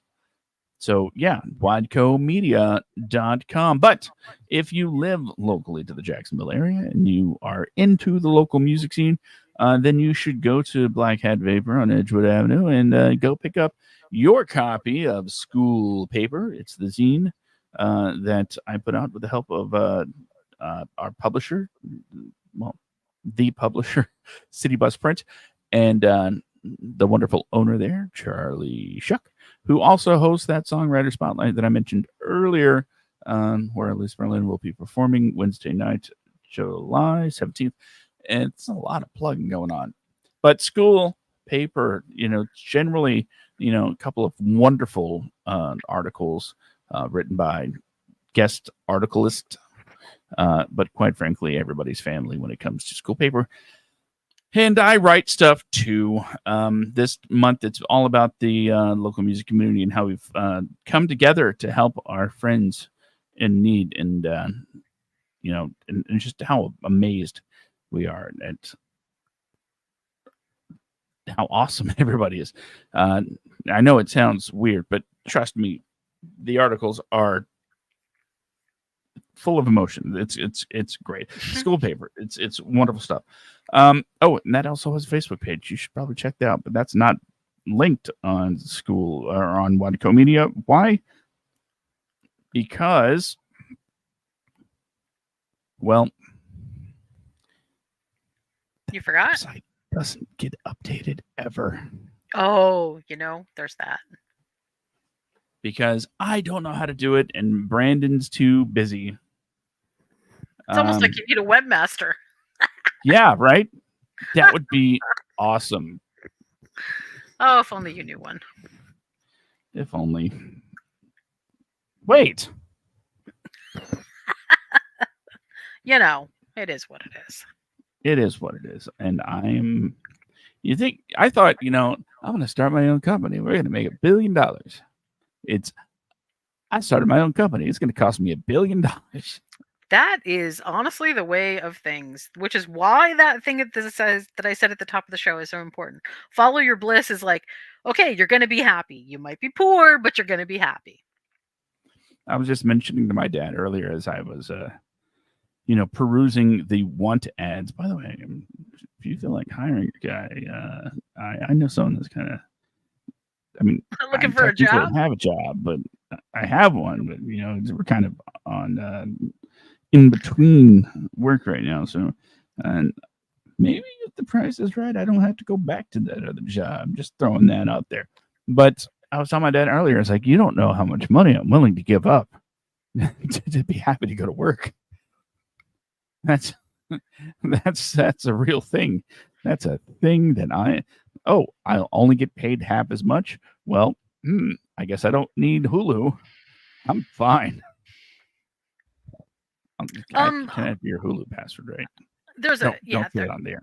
there's a connection somewhere in all of the vast medical research between living a long life and finding some amount of happiness in it. So yeah, I'm all for the finding happiness. Also, I think when you find happiness in your life, you tend to pass that on to other people, and that is a little bit important, just a little bit. I So have done a lot of writing about uh, the changes I've made in my own, because last year was a really big coming out party for me, as far as you know finding out that I could have a life, you know, as a single parent.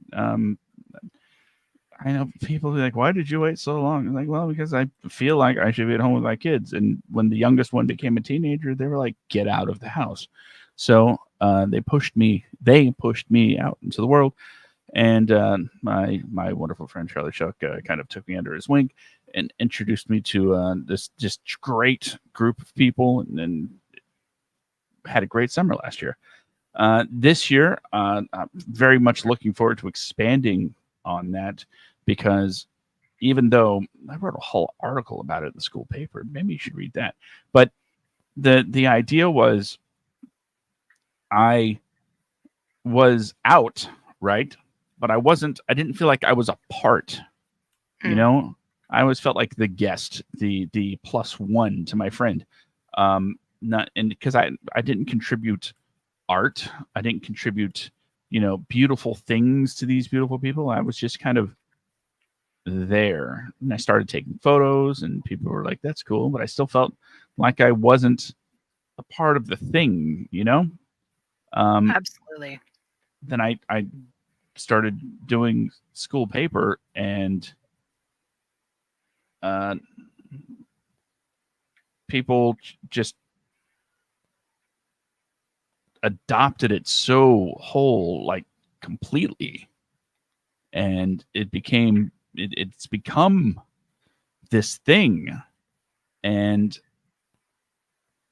I I had to realize that the thing that I didn't feel like it was part of, people were like literally telling me for months, even before the paper, before the pictures. They're like, "No, dude, you're one of us."